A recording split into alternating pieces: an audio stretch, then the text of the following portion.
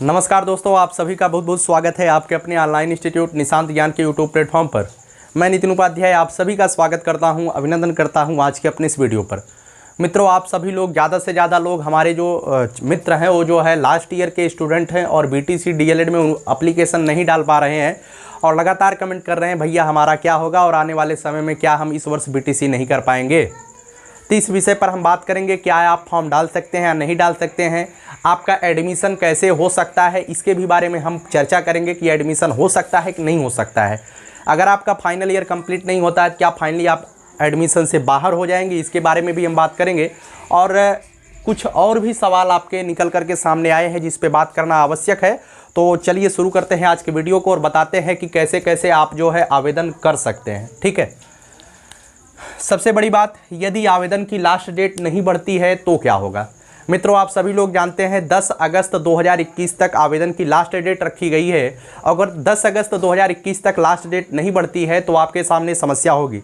Final year के छात्रों के लिए सबसे ज़्यादा समस्या क्या होगी, जब तक उनका रिजल्ट नहीं आ जाता है तब तक उनकी मेरिट बनने में दिक्कत होती है। ठीक है, हालांकि कुछ लोग आपको बता रहे हैं, कुछ लोग बता रहे हैं और आप लोग ही हमसे कमेंट किए हैं कि भैया अगर हम फाइनल ईयर में कुछ नंबर अपने मन से मान करके भर देते हैं तो क्या वह जो भरा जाएगा वो सही होगा कि गलत होगा, उसके बारे में भी हम बात करने वाले हैं। ठीक है, चलिए उसके बाद हम कहते हैं बढ़ने की उम्मीद। मित्रों, बढ़ने की उम्मीद, लास्ट डेट जो बढ़ने की उम्मीद है 95% है। ठीक है, 5% तो नहीं कहा जा सकता, हो सकता है कि सरकार का मन ही बदल जाए, ना बढ़ाए डेट, लेकिन 95% यही उम्मीद है कि डेट को बढ़ाया जाएगा संशोधन करके।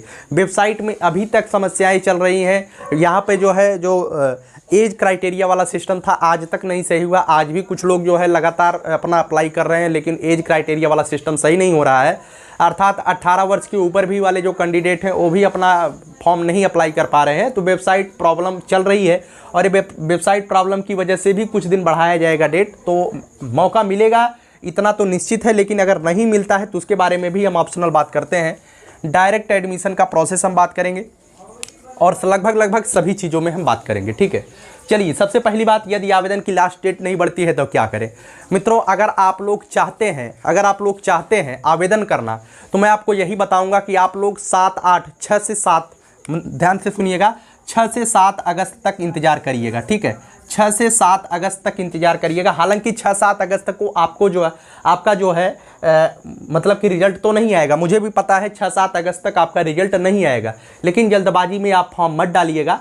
सेकेंड ईयर के फाइनल के स्टूडेंट की बात कर रहे हैं क्योंकि इनके पास अभी मार्क नहीं होगा। ठीक है, तो सेकेंड ईयर फाइनल के स्टूडेंट 6-7 अगस्त तक आप लोग इंतजार करिएगा। अगर 6-7 अगस्त तक, ध्यान से सुनिएगा, अगर 6-7 अगस्त तक डेट बढ़ने की संभावना होगी तो हम तो आपको लगातार वीडियोज़ के माध्यम से आपको अवगत कराते हैं। आपको जो है इसके दरमियान हम आपके साथ रहने वाले, मैंने पहले ही बताया शिक्षक बनने के दरमियान आपके साथ रहेंगे, तो मैं आपको आगे प्रक्रिया बताऊंगा।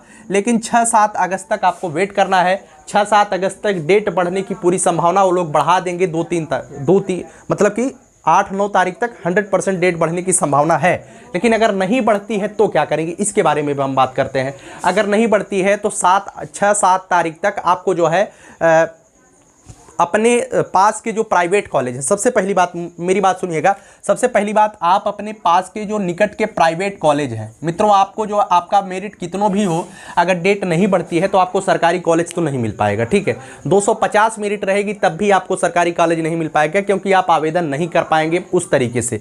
तो आपको डायरेक्ट एडमिशन ही लेना पड़ेगा। उसके पहले आपको आवेदन तो कन्फर्मली करना ही है। अगर आवेदन नहीं करते हैं तो डायरेक्ट एडमिशन भी आपका नहीं हो पाएगा। उसके लिए हम बात करते हैं कि प्राइवेट कॉलेज से आप संपर्क करिएगा। जो आपके निजी कॉलेज हैं, जो आपके घर के इर्द गिर्द हैं, उनसे आप संपर्क करिए भैया डायरेक्ट एडमिशन का क्या प्रोसेस होता है।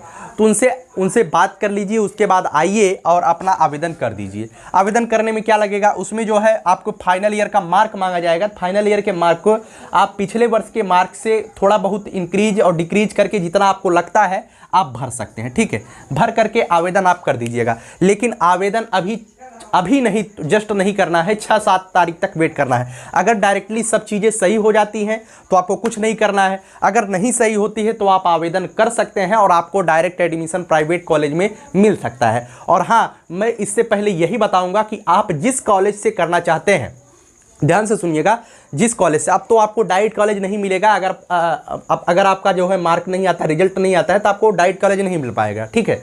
100% डाइट कॉलेज से आप बाहर हो जाएंगे।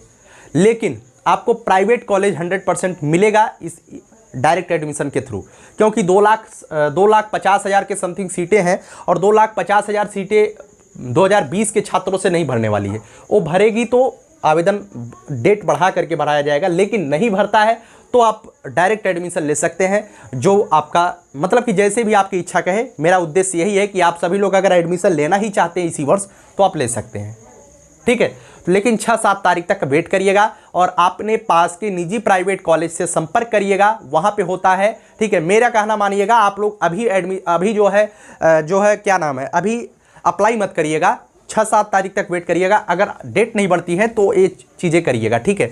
और उसके बाद हम डायरेक्ट एडमिशन का प्रोसेस भी आपको बताएंगे, किस तरीके से क्या करना होता है। सारी चीज़ें वही होती हैं। बाद में जो है एक शपथ पत्र लगा करके, जब आपका मतलब कि जानते हैं इसमें दो चरण होने वाले हैं। प्रथम चरण जो है आपका सितंबर में कंप्लीट होगा, द्वितीय चरण अक्टूबर तक जाएगा। जो द्वितीय चरण की काउंसलिंग होगी वो अक्टूबर तक जाने वाला है, अर्थात आपका जो द्वितीय चरण का सत्र चलेगा वो नवंबर से चलेगा, ठीक है। तो नवंबर तक डायरेक्ट एडमिशन होता रहता है कॉलेजों में, तो लोग करवा देंगे एडमिशन, इससे कोई बात नहीं है, एडमिशन हो जाता है, ठीक है। लेकिन आपको प्राइवेट ही एडमिशन होगा। मेरिट आपकी, जिसकी मेरिट ज़्यादा होगी उसे तो भाई थोड़ा सा दुख होगा, क्योंकि वो डाइट कॉलेज लेने वाला था, लेकिन अब समस्या की वजह से प्राइवेट कॉलेज ही मिल रहा है, तो ऐसा हो सकता है। लेकिन आप मान के चलिएगा अक्टूबर तक आपका एडमिशन हो जाता है। अक्टूबर तक सेकंड काउंसलिंग चलेगी, अगर सीट नहीं भरती है तो थर्ड काउंसलिंग भी चलाई जाएगी सीट को भरने के लिए, ठीक है। तो ऐसी चीज़ें होती हैं और ये चीज़ें डायरेक्ट एडमिशन होता रहता है, वो बीएड में भी होता है और डीएलएड में भी होता है, ठीक है। चलिए आगे हम बात करते हैं डायरेक्ट एडमिशन का प्रोसेस। यदि आवेदन नहीं बढ़ता है, बढ़ने की उम्मीद, मैंने सब तीनों पे बात कर दिया, ठीक है। और यहाँ पे मैं बात करता हूँ फाइनल ईयर के छात्र। मित्रों, ये जो मैंने बातें किया है फाइनल ईयर के छात्रों पर ही किया है। अभी वेट करिएगा, जो कोई भी आपको हतोत्साहित करता है फाइनल ईयर के छात्रों को लगा झटका, उनका वही उद्देश्य है झटका लगा करके व्यूज बढ़ाना। मुझे झटका लगा करके व्यूज नहीं बढ़ाना है, मुझे मुझे आपके साथ ऑनेस्टली रहना है और लंबे समय तक रहना है, क्योंकि आपको मैं सफलता दिलाने के उद्देश्य से आया हूं। तो झटका नहीं लगाना है, मुझे आपको एक गाइडेंस देना है किस तरीके से क्या करना है। तो वेट करिएगा थोड़ा दिन। अब कुछ लोग कहते हैं भैया मुझे जो है पीएनपी का स्थान बता दीजिए, तो मैं बताता हूं पीएनपी परीक्षा नियामक प्राधिकारी कार्यालय, ये जो है एलनगंज, एक स्थान है एलनगंज। और जो प्रयागराज के पढ़ने वाले स्टूडेंट हैं, प्रयागराज में रहते हैं या प्रयागराज के मूल निवासी हैं, वो जो है यहाँ पे एलनगंज में जा कर के स्वयं यहाँ पे पूछताछ केंद्र पर बात करिएगा कि आवेदन की डेट बढ़ेगी या नहीं बढ़ेगी, ठीक है। अगर आप कुछ भी बात करते हैं वहाँ पे आप जाते हैं तो हमारे पास उसका जो है आप किस तरीके से बात करते हैं उसे आप भेज सकते हैं। उसका जो मेरा लिंक है, आप कोई चीज़ हमसे शेयर करेंगे तो कैसे करेंगे, निशांत ज्ञान 2001@gmail.com पर, ठीक है। ये ईमेल आईडी है, यहाँ पे आप हमसे संपर्क कर सकते हैं। कोई बात अगर आपके एलनगंज में होती है, ठीक है, तो हमसे संपर्क करिएगा, मैं आपको बताऊंगा।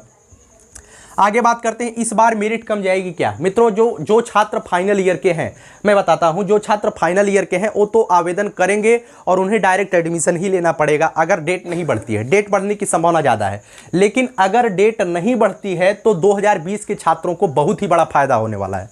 कितना बड़ा फायदा होगा मैं आपको बताता हूँ। इसमें जो है आवेदकों की संख्या बहुत कम रहेगी, 60 से 70 हज़ार आवेदक रहेंगे। अगर डेट नहीं बढ़ती है तब 60-70 हज़ार मुश्किल से आवेदक रहेंगे। और जो मेरिट जाएगी, इनकी मेरिट बहुत ही कम जाएगी हमारे हिसाब से। अगर फाइनल ईयर के छात्रों को, धुरंधर छात्रों को जो कि बीटीसी करने के लिए अभी तक उतावले हैं, अगर उन्हें नहीं मौका दिया जाता है तो हमारे हिसाब से 220 जनरल की कट ऑफ कराने वाली है। जनरल की मेरिट 220 रहेगी अगर फाइनल ईयर के छात्रों को मौका नहीं मिलता है, ठीक है। 2020 के छात्रों को लिए फायदा हो सकता है, ठीक है। उसके बाद हम बात करते हैं मार्कशीट नंबर क्या होता है। ज़्यादातर लोगों ने पूछा भैया मार्कशीट नंबर क्या होता है।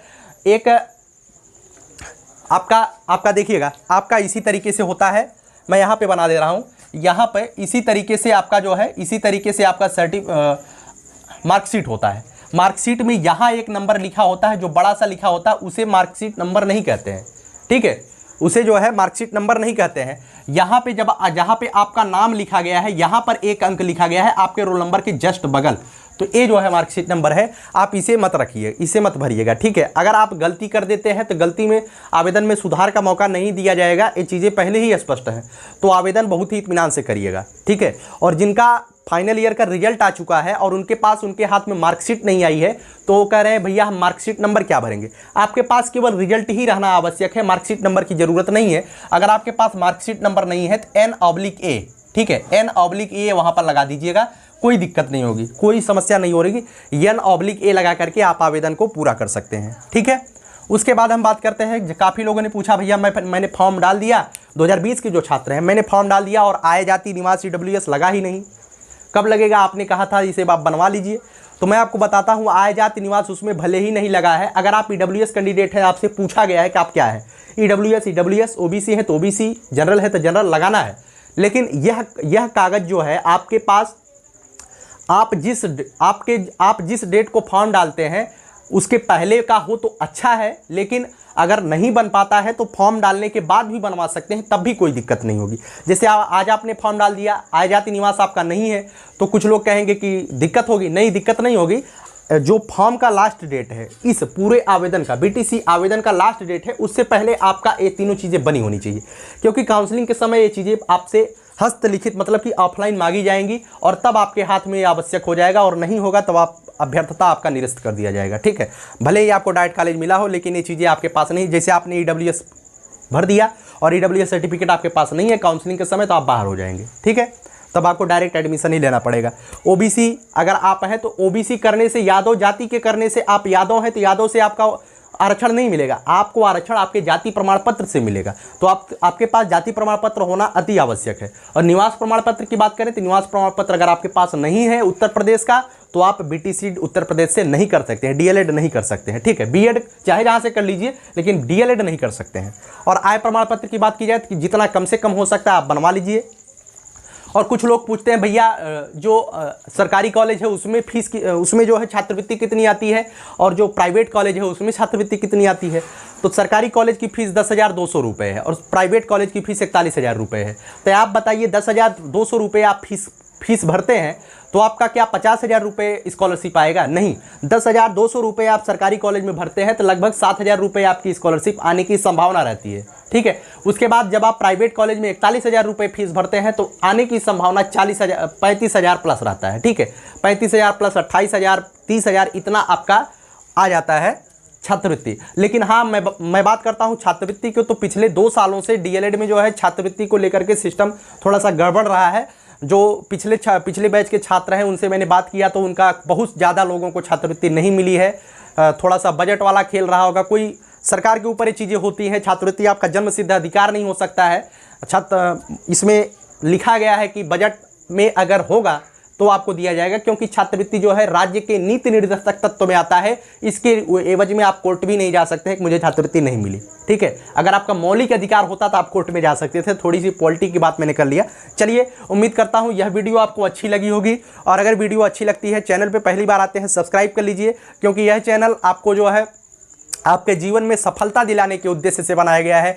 आपको 100% सिक्योरिटी के साथ आपके मंजिल तक पहुंचाने के लिए बनाया गया है। तो सब्सक्राइब जरूर कर लीजिएगा, और वीडियो पसंद आती है तो लाइक कर दीजिएगा, और अच्छा लगता है, बहुत अच्छा लगता है तो आप हमारे लिए कुछ कमेंट में लिख भी सकते हैं, और अपने दोस्तों तक आप शेयर कर दीजिए जो फाइनल ईयर के छात्र हैं और BTC करना चाहते हैं और परेशान है कि कैसे होगा। अगर डेट नहीं बढ़ती है तो ऐसे होगा, अगर डेट नहीं बढ़ती है तो फाइनली आपका सिलेक्शन ऐसे होगा और आपको कॉलेज मिल जाएगा, ठीक है। धन्यवाद, बहुत बहुत धन्यवाद।